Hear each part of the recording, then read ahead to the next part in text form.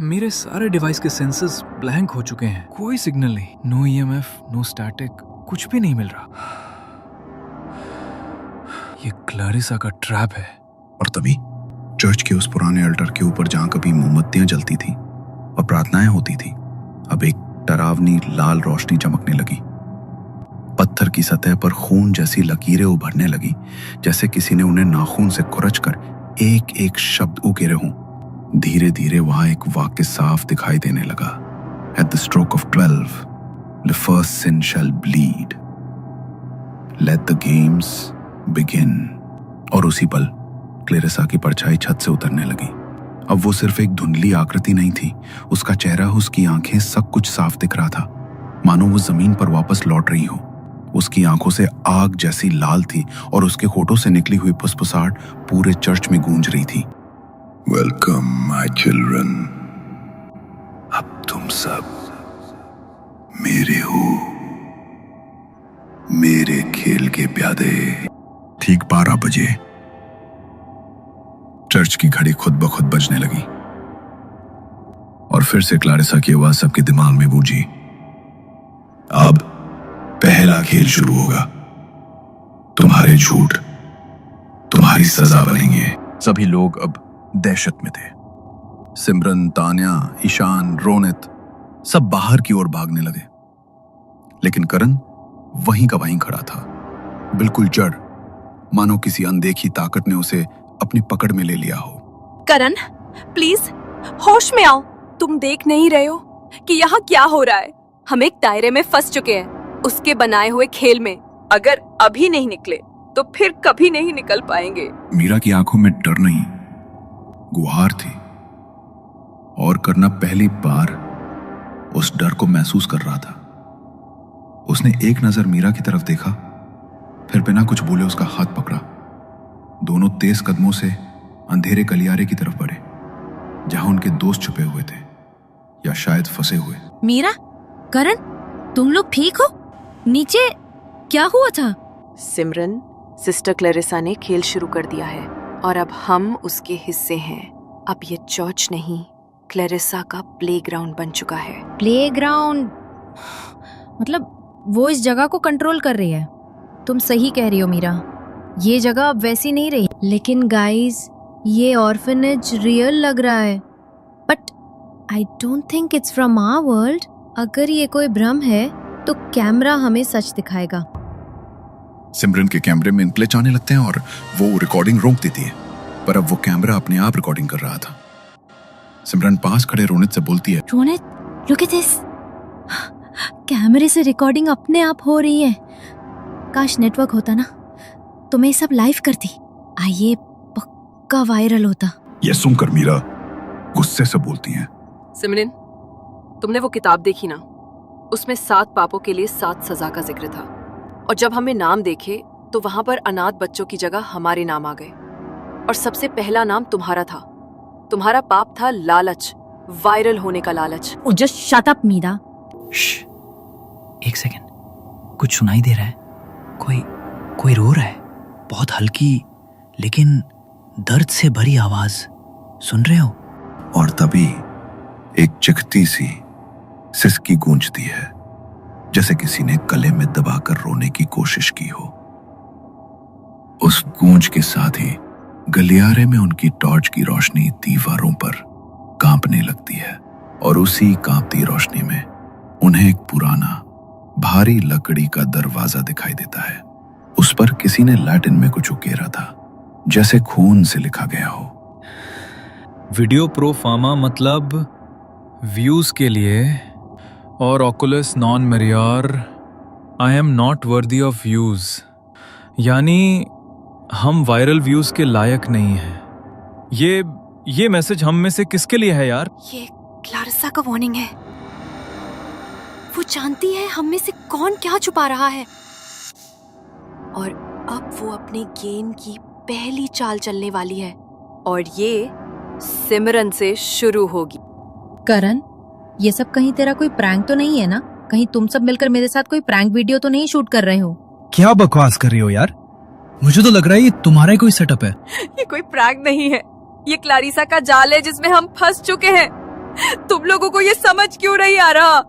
तहखाने में जो हुआ, क्या वो तुमने नहीं देखा? मीरा की चीख सुनकर सब उसकी तरफ देखने लगते हैं। तभी अचानक सिमरन की जोरदार चीख गूंजती है। सब उसकी ओर दौड़ते हैं और देखते हैं अब उस अनाथालय में एक नया कमरा दिख रहा था जिसका दरवाजा खुला था।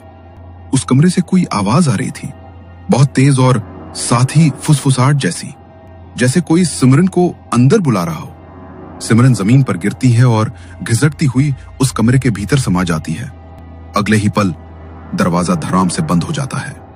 दरवाजा खुलता है और सिमरन खुद को एक बड़े गोल कमरे में पाती है।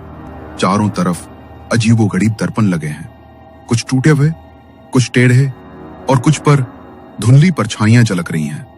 दीवारों पर पुराने कैमरों के टूटे हुए अवशेष हैं जिनमें इंसानों की आंखें फंसी हुई टिमटिमा रही हैं। ओह माय गॉड, ये तो किसी भयानक आर्ट इंस्टॉलेशन जैसा लग रहा है। क्या है ये? करण, रोनित, तुम लोग कहाँ हो? अगर ये कोई मजाक है तो प्लीज बंद करो यार। तभी एक दर्पण से एक छाया निकलती है, एक धुंधली आकृति। उसने नन की ड्रेस और ऊपर से एक हुडी पहन रखी है। उसके जल चुके हाथ और काली गहरी आंखें डर से शरीर को सुन्न कर देने वाली थी। सिमरन एक झटके से डर के मारे चीख पड़ती है और कौन हो तुम? क्या तुम भी उन लोगों के मजाक में शामिल हो? तुमने मेरी आंखों को गंदगी से भरा है, अब मैं तुम्हारी आंखें ले लूंगी ताकि तुम सच्चाई देख सको। अब वो कमरा अचानक बदलने लगता है। चारों तरफ सिर्फ शीशे ही शीशे रह जाते हैं, दीवारें, छत, यहाँ तक कि फर्श भी। हर शीशे में सिमरन की विकृत परछाइयां झलक रही थी, जैसे उसके ही सैकड़ों अलग अलग रूप उसे घूर रहे हों। हर एक रिफ्लेक्शन में वो कुछ और कर रही थी। कहीं एक बूढ़ी औरत को जबरदस्ती कैमरे में कैद कर रही है, कहीं किसी बच्चे को डरा रही है और उसके डर को रिकॉर्ड कर रही है, तो कहीं किसी बेसहारा को मदद का झूठा नाटक करते हुए अपने चैनल के लिए वीडियो बना रही है। ये सारे रिफ्लेक्शन देखकर सिमरन डर जाती है और सिस्टर क्लैरिसा को कहती है, नो, ये मैंने कभी पोस्ट नहीं किया। मैंने बस व्यूज के लिए। I didn't mean to. Please मुझे माफ कर दो, प्लीज जाने दो मुझे। पाप वो नहीं जो दिखाया गया, पाप वो है जो जानबूझकर छिपाया गया, जो तुमने कैमरे में नहीं दिखाया, जो तुमने वीडियो में से काट दिया। वो दर्द, वो सच्चाई जिसे तुमने सिर्फ इसलिए छुपा दिया क्योंकि वो वायरल नहीं होता। तुमने लोगों के डर को, उनकी मजबूरी, उनके आंसू, सबको एक कहानी बना दिया, एक कंटेंट पीस, बस अपने व्यूज के लिए। तुम्हारा गुनाह वो नहीं जो दुनिया ने देखा, तुम्हारा असली पाप वो है जो सिर्फ तुम्हारी आत्मा ने देखा है। और अब मैं वही गुनाह सबको दिखाऊंगी, तुम्हारी ही आंखों से।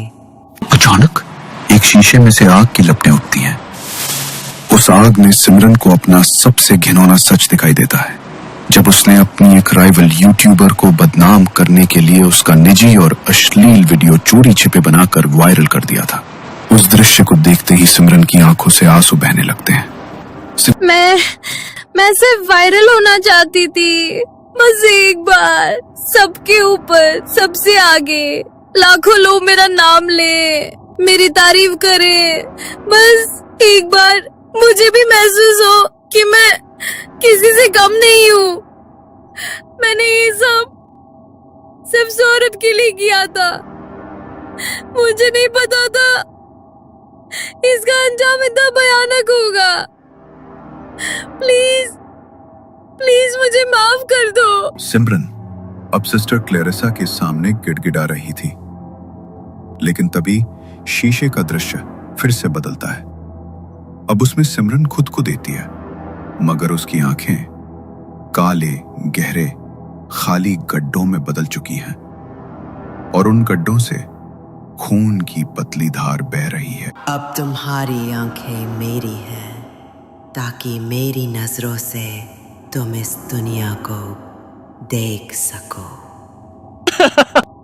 अब उस कमरे में सिर्फ सिमरन का कैमरा जमीन पर गिरा हुआ पड़ा दिखता है। उसकी स्क्रीन पर दिखाई देता है सिमरन जमीन पर सीधी पड़ी है, उसकी आंखें खुली हुई हैं और क्लैरिसा धीरे से उसके चेहरे के पास झुकती है, अपनी जली हुई उंगलियों से उसकी आंखों को छूती है। जैसे जैसे वो छूती है, सिमरन की पुतलियां धीरे धीरे सफेद होने लगती हैं। कुछ ही पल में उसकी आंखें पूरी तरह सफेद हो जाती हैं। फिर बिल्कुल चुपचाप, बिना किसी हिलचाल के, सिमरन उठ खड़ी होती है। उधर बार बाकी सब लोग दरवाजा तोड़ने की कोशिश में लगे थे। घबराहट, पसीना और डर चारों तरफ छाया हुआ था। तभी एक अजीब सी चिर्र की आवाज होती है और दरवाजा खुद ब खुद खुल जाता है। सबने देखा उनके सामने सिमरन खड़ी है। सिमरन, तुम ठीक हो? तुम अंदर गई थी तो हम सब घबरा गए थे। क्या हुआ था तुम्हें वहां? तुम इतनी चुप क्यों हो? कुछ तो बोलो प्लीज। तभी ईशान की नजर सिमरन की आंखों पर पड़ती है। उसे एक पल के लिए कुछ समझ नहीं आता, लेकिन फिर जैसे ही उसकी आंखें ध्यान से उन सफेद खाली गड्ढों को देखती हैं, उसके चेहरे से रंग उड़ जाता है। डर के मारे उसके माथे पर पसीना छलक आता है। वो कांपती आवाज में कहता है, उसकी आंखें देखो, कहाँ गई? ये इंसानी आंखें नहीं लग रही, ये कुछ और है। ये हैलुसिनेशन नहीं है, ये सब हमारी आंखों के सामने हो रहा है और सच में हो रहा है। किसी ने उसकी आंखों के साथ कुछ किया है। ये कोई प्रैंक नहीं है करण, हम सब फंस चुके हैं। Let's play, children. अब खेल शुरू होगा। पर इस बार मैं रूल्स नहीं तोड़ूंगी। मैं बस तुम्हें दिखाऊंगी तुम्हारी ही सच्चाई।